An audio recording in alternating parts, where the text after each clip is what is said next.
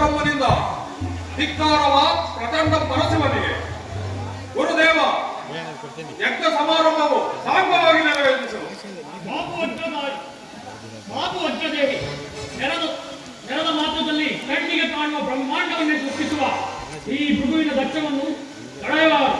ನೇರುಟ್ಟಿನಲ್ಲಿ ಹುಟ್ಟಿದ ಮೇಘ ಮಾರುತನು ಕಾರುಗಿನ ಮೋಡವನ್ನು ಸಲ್ಲಿಸಿ ನಿತ್ಯ ಬೋರ್ಗಳೆದು ಬೀಳುವಾಗ ಸಣ್ಣ ಸಣ್ಣ ತಲೆಂಗಳು ತಡೆಯುವುದೇ. ಅಂತೆಯೇ ನಿರ್ವಿಘ್ನವಾಗಿ ನಡೆಯುವ ಯಜ್ಞವನ್ನು ತಡೆಯಲಾರು. ಬಾಬು ಜಡಾಧಾರಿ, ನೀನಲ್ಲವೇ ನನಗೆ ಅಗ್ರಪೂಜನಾದ ಗುರುದೇವ. ಈ ವಿಚಾರದಲ್ಲಿ ತಮ್ಮ ಅಭಿಪ್ರಾಯವೇನು ಬ್ರಹ್ಮದೇವ? ಭವಾನಿ ಅರಸನಿಗೆ ವಿರೋಧವಾದ ಯಜ್ಞವು ಎಂದೆಂದಿಗೂ ಫಲಿಸಲಾರದು. ಭವಾನಿ ಯಾರು? ಒಳರಸ ಯಾರು? ಭವಾನಿಗೆ ನಿನ್ನ ಮಗಳು ಅರಸನೇ ಜಾಮಾತನಾದ ಶಾಂಬಶಿವನು. ಪರಮೇಶ್ವರಿಯೇ, ಆ ನನ್ನ ಜಾಮಾತನಿಗೇಕೆ ಈ ಯಜ್ಞದಾಸೆ? ದಕ್ಷಪತಿ, ಈ ಪ್ರಭುದೇವನ ಮಾತನ್ನು ನಂಬಬೇಡ. ಪರಶಿವನಲ್ಲಿ ಅಡ ಹಿಡಿದು ಹಾಳಾದವರು ಹಲವರುಂಟು.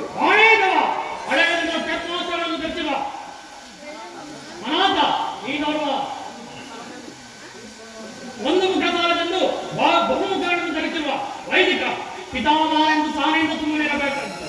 ಇಲ್ಲವಾದರೆ ನನ್ನ ಯಜ್ಞಕ್ಕೆ ಅವಿರ್ಭಾವನಾಗಿ ಮಾಡುವೆ. ಅವನೊಡನೆ ಮಾತೇನು ಗುರುದೇವ? ಈ ಸಾಂಗವಾಗಿ ನೆರವೇರಿಸುವ ಯಜ್ಞವನ್ನು.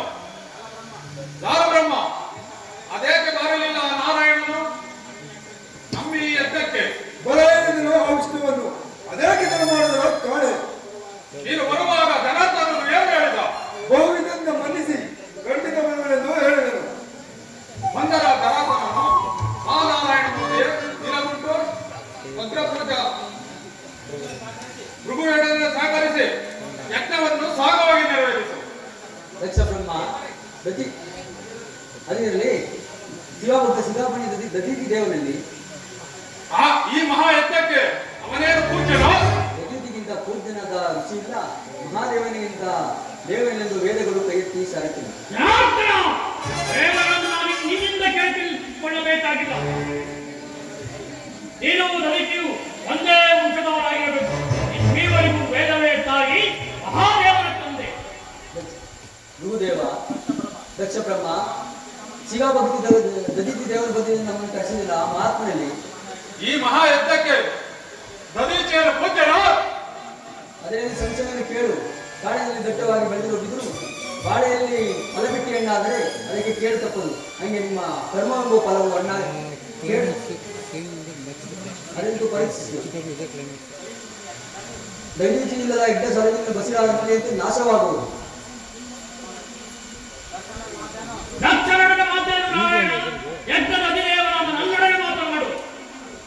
ಆ ವಿಚಾರ ನಿನಗೇಕೆ?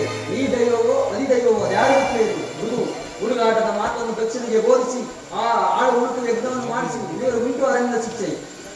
ಕಣ್ಣನ್ನು ಕಳೆದು ಕಂಗಾಲಾಕಿ ಕಾಡಲಕ್ಕೆ ಪರಶುವನನ್ನು ನಿಲ್ಲಿಸು. ನಿನ್ನ ಯಜ್ಞವನ್ನು ನಿಲ್ಲಿಸು. ಕೌಸುಭಧಾರಿ, ಸಾಕು ಬಾಯಿ ಮುಚ್ಚು. ಇಲ್ಲವಾದರೆ ನಿನಗೆ ಪ್ರಾಯಶ್ಚಿತವಾಗುವುದು.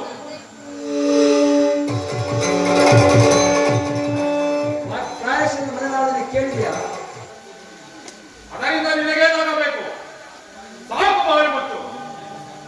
ಈ ಯಜ್ಞ ಕಾರ್ಯದಲ್ಲಿ ಮುಂದುವರಿ ಮೃಗುದೇವ.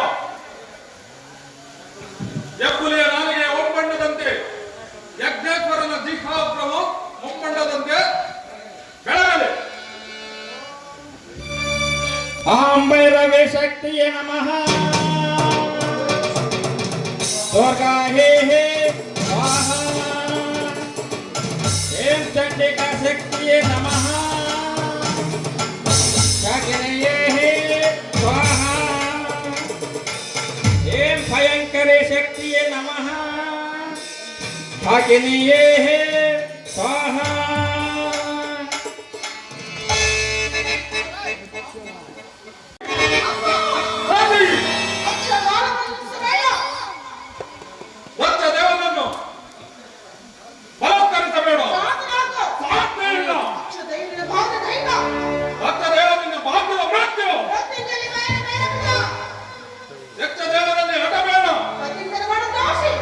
ಇದರಿಂದ ಮಾಡಿದ ದೋಷಿ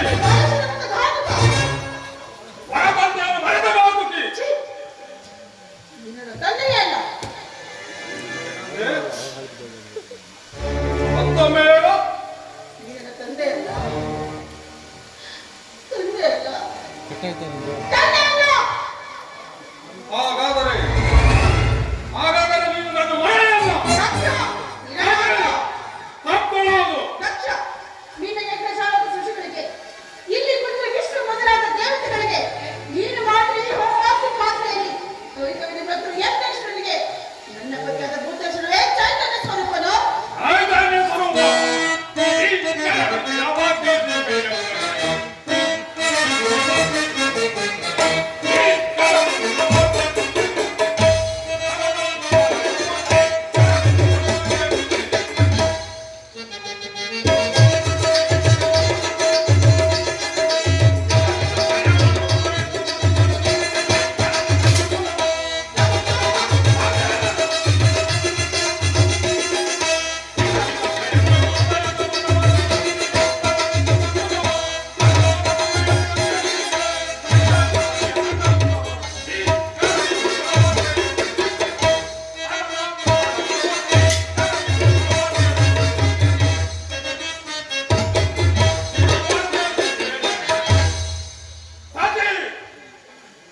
ನಿನ್ನ ವೃತ್ತಾಕಾಂಕ್ಷೆಯನ್ನು ನಿಲ್ಲಿಸು.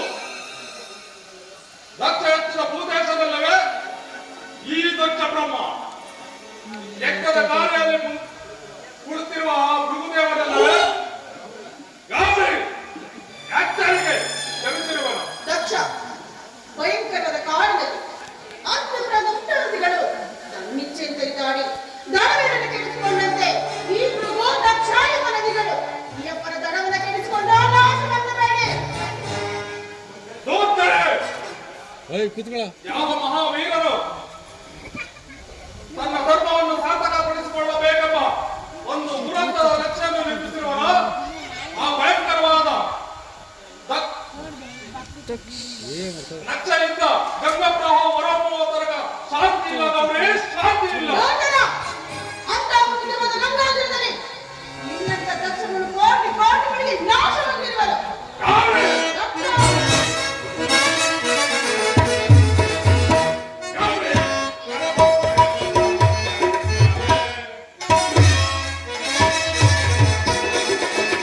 ಗೌರಿ.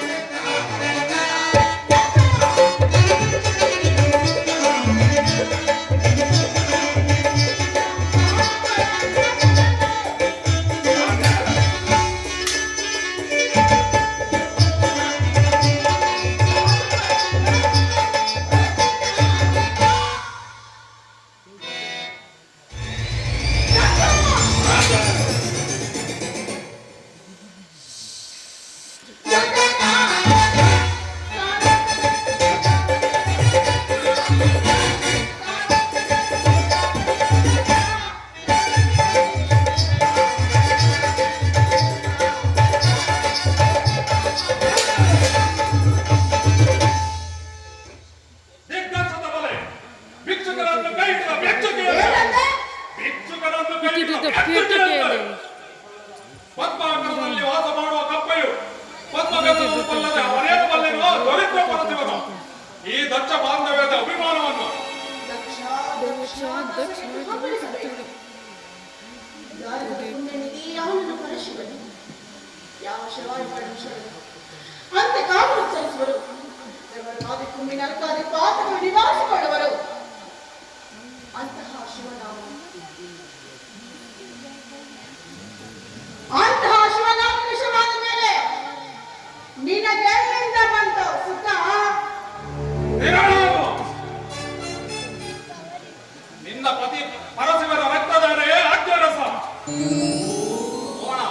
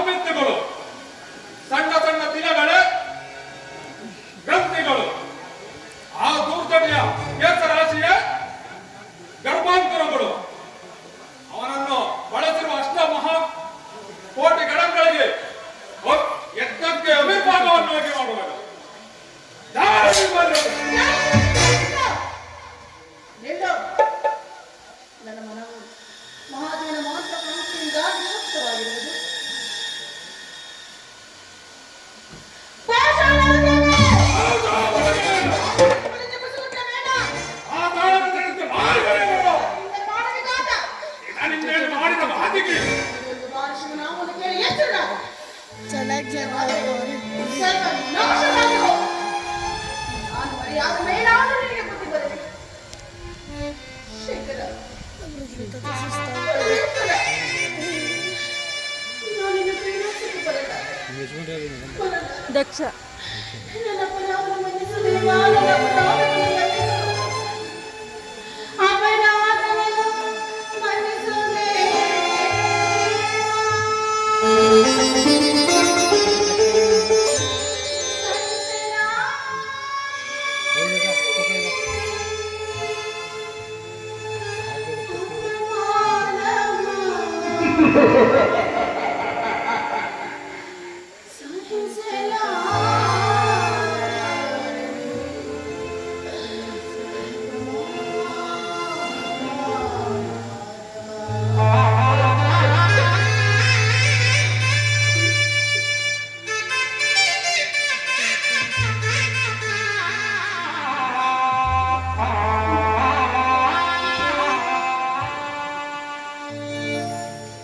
ಪ್ರಳಯ ರುದ್ರನೇ ಬಾ.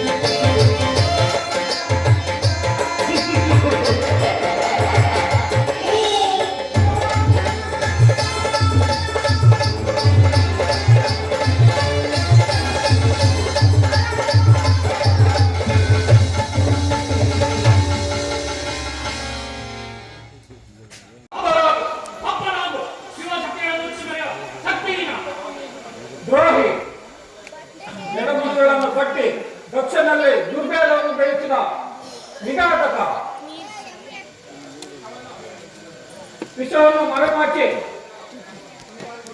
ಶೃಂಗಾರವಾಗಿ ಕಾಡುವ ಕಾಲ್ಪನಲ್ಲವೇ ನೀನು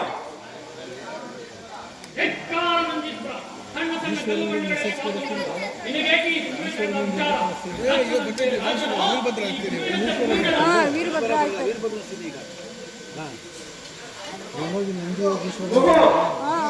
ಸ್ಪಂದಿಸಲು ಶೀಘ್ರದಲ್ಲೇ ಮುಂದೆ ನಿನ್ನಾಗುವುದು ಪ್ರಾಯಶ್ಚಿತ.